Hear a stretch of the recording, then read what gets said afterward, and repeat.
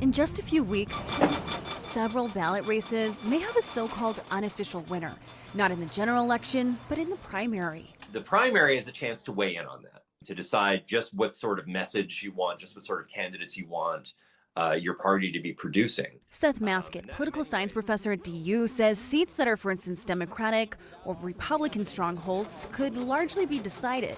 And yet, we'll see less ballots cast and less voter enthusiasm. Now, that being said, turnout in a primary just tends to be a lot lower than turnout in November. And that's not unique to Colorado. It's not unique to this year, but it's simply a function of we generally see just less overall campaigning, less overall media attention to elections when it's during the primary. Let's look at the 2022 numbers. In the general election, about 66% of active voters cast a ballot, and in the primary, less than half, about 32%.